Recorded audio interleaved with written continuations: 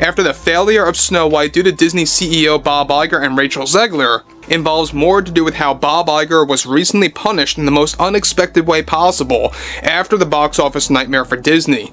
What they really mean is they're describing a worldview that hates you, that hates everything America stands for. No tension, there was no drama, there was like nothing in that set. All it was an empty movie. Disney CEO Bob Iger fired after Snow White box office disaster. Disney CEO Bob Iger has been officially fired following the catastrophic failure of the live-action Snow White remake, marking one of the most dramatic corporate shakeups in recent Hollywood history. The film, initially touted as a bold reimagining of the beloved classic, quickly became a box office disaster, plagued by scathing reviews, plummeting ticket sales, and a relentless backlash from fans. At the center of the controversy was lead actress Rachel Zegler, whose outspoken interviews and dismissive comments about the original Snow White story alienated audiences. Critics accused the film of prioritizing modern political messaging over storytelling, with many viewers rejecting its drastic changes to the source material. The situation worsened when Zegler's appearance on The View spiraled into chaos after she veered off script, mocking the original fairy tale and even making controversial remarks about Prince Charming. The segment was abruptly cut, leaving Disney scrambling to contain the fallout. Behind the scenes, tensions reached a boiling point as Disney's board grew increasingly alarmed by the financial losses and damage to the company's reputation. Bob Iger, who had championed the project's progressive revisions, found himself facing intense scrutiny, with insiders questioning his leadership amid the escalating crisis. The film's disastrous performance, coupled with Zegler's polarizing public image, created a perfect storm that ultimately cost Iger his job. Industry analysts have pointed to Snow White as a cautionary tale, highlighting the risks of drastically altering cherished stories while underestimating fan loyalty. Meanwhile, Zegler's future with Disney remains uncertain, with some speculating she may be sidelined from future projects. As Disney moves forward under new leadership, the studio faces tough questions about its strategy for live-action remakes. Will the company return to more faithful adaptations, or will it continue pushing controversial reimaginings? One thing is clear, the fallout from Snow White has sent shockwaves through Hollywood, proving that even Disney isn't immune to the consequences of alienating its core audience. The abrupt firing of Bob Iger serves as a stark reminder. When nostalgia and modern sensibilities clash, the results can be disastrous. Because of how detailed Baldoni's lawsuit with his own versions and the full text message threads and the full transcripts of what was going on and these stills, I don't think she has a chance. And it's not just Disney grappling with high-stakes consequences. A brewing legal battle between Blake Lively and Justin Baldoni could reshape the Me Too movement in Hollywood, testing the industry's commitment to accountability. As studios scramble to navigate shifting audience expectations, this case may set a precedent for how power dynamics, both creative and personal, play out in the spotlight. The high-profile legal clash between actress Blake Lively and filmmaker Justin Baldoni has escalated into a case that could redefine how Me Too claims are handled in court. At the heart of the dispute is California's Section 47.1, a law designed to protect accusers from retaliation. But Baldoni's legal team argues Lively is misusing it to silence him.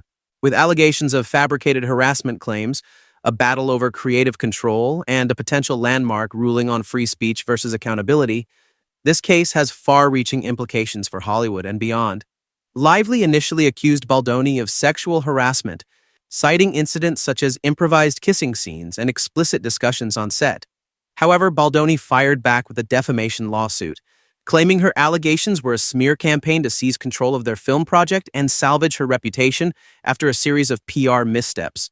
His legal filing includes text messages and transcripts suggesting their interactions were consensual, part of a collaborative, if risque, creative process. Employment lawyer Ron Zambrano, analyzing the case, argues that Lively's claims may not hold up in court. Under Section 47.1, an accuser must have a reasonable basis for their claims and act without malice. Baldoni's attorneys assert that Lively's accusations were strategic, pointing to evidence that she allegedly exaggerated benign interactions to gain leverage. If the court agrees, this could set a precedent limiting how Me Too protections are applied, especially in industries like entertainment, where workplace dynamics are often unconventional. Baldoni's legal team is also invoking the Nowhere Pennington Doctrine, which protects individuals' right to petition the courts without facing retaliatory lawsuits. They argue that Lively's motion to dismiss is an attempt to bar the courthouse doors to Baldoni, violating his First Amendment rights. Attorney Brian Friedman's statement frames this as a fight for all Americans who might face false allegations, warning that a ruling in Lively's favor could discourage legitimate defenses against defamation. Legal experts are divided. Some, like attorney Dunada, believe Lively's harassment claims are strong, arguing that Baldoni's behavior, regardless of context, could meet the legal threshold for misconduct. Others, like Zambrano, counter that the full text message exchanges undermine her case, showing she participated in the same banter she now condemns. The judge's challenge will be determining whether Lively's claims were made in good faith, or whether they were weaponized for professional gain. Because Section 47.1 has never been tested in court, the judge may punt the decision to California's Supreme Court for clarification, potentially delaying a final ruling for years. Meanwhile, Baldoni's team is ensuring that even if Lively's statements are protected, others involved, like Ryan Reynolds, could still face liability for their alleged defamatory remarks. The case also raises uncomfortable questions about Hollywood's workplace culture. If creative collaborations involve crude humor or risque discussions, where is the line between professional misconduct and artistic freedom? And if accusers can be sued for speaking out, will future victims hesitate to come forward? A defining moment for #MeToo. This legal battle is more than a celebrity feud. It's a test of accountability, free speech, and the future of #MeToo litigation. If Baldoni wins, it could empower others accused of misconduct to fight back against allegations they deem false. If Lively prevails, it may reinforce protections for accusers, but also raise concerns about due process. One thing is certain: Hollywood and the legal system will be watching closely. The verdict won't just impact these two stars. It could reshape how power, reputation, and justice intersect in the post-#MeToo era. Should #MeToo claims be immune from legal challenge, or does fairness demand a way for the accused to defend themselves? The answer could change everything. Now let's talk about the child lover Diddy. It's over. Diddy's inner circle just turned on him. New Fed indictment exposes everything. The empire is collapsing, and this time, there's no escaping it. A shocking new superseding indictment just dropped, and the feds are naming names without even saying them.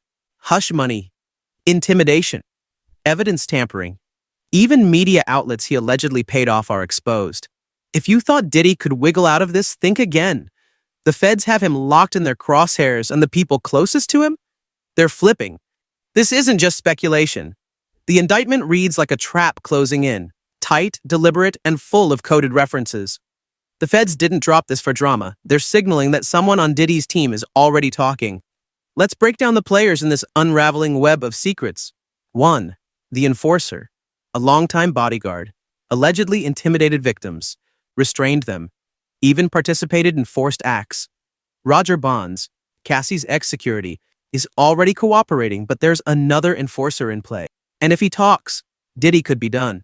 2. The executive assistant. This isn't just someone who booked travel. This person lured women under the guise of work opportunities, arranged hotels, kept burner phones, and handled every receipt.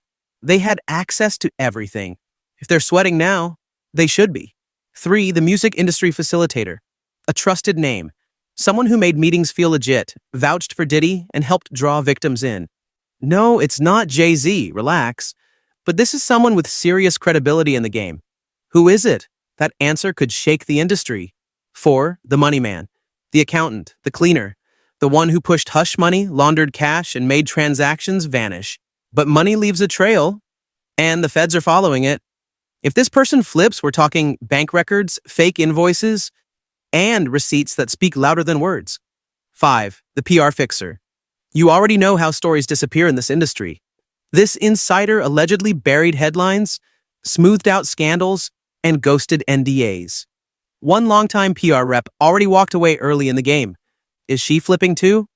Legal experts are crystal clear. Indictments like this don't happen without inside info.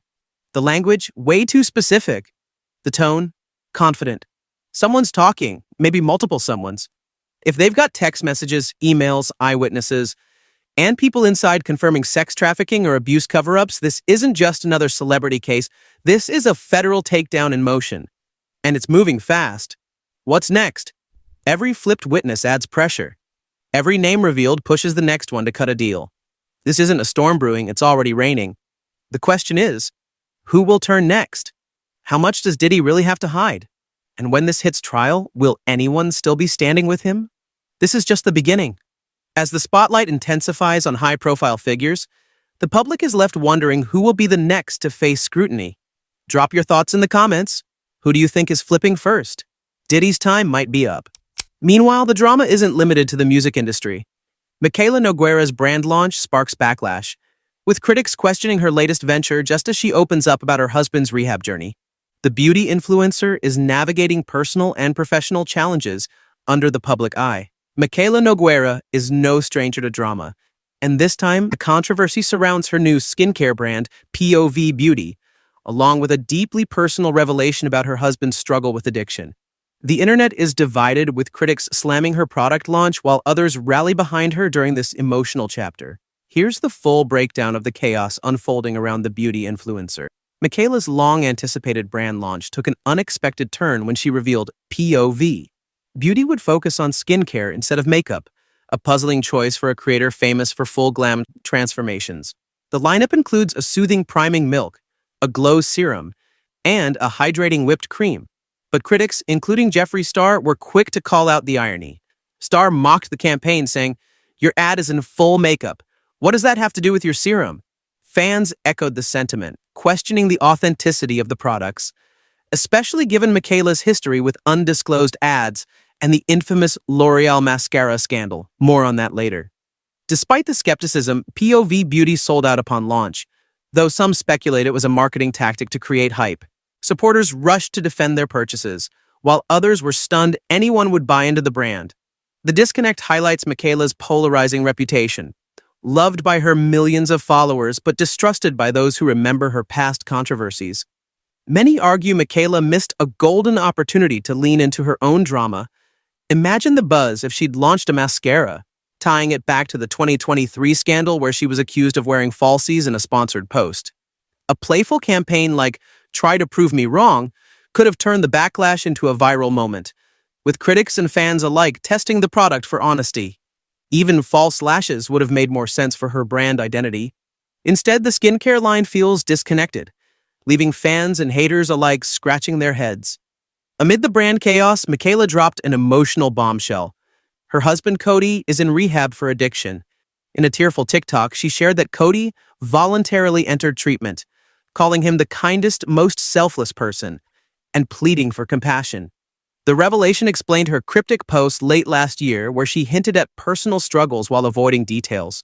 While some applauded her vulnerability, others criticized her for monetizing the ordeal. Posting sponsored content throughout Cody's rehab stay, Mikayla defended herself, saying creating content was a coping mechanism. "Filming kept my mind busy. I had to show up for work." The response was mixed, with supporters praising her strength and detractors accusing her of oversharing for clout. Between the brand drama and personal struggles, Mikayla's career is at a crossroads. Will POV Beauty pivot to makeup, a mascara perhaps, or double down on skincare? Can she rebuild trust with skeptics? One thing's certain, Mikayla thrives under scrutiny, and this won't be the last time she dominates the beauty gossip cycle. So what do you think? Should Mikayla have launched a mascara instead? Was her skincare line doomed from the start? And how do you feel about her opening up about Cody's rehab? Sound off in the comments.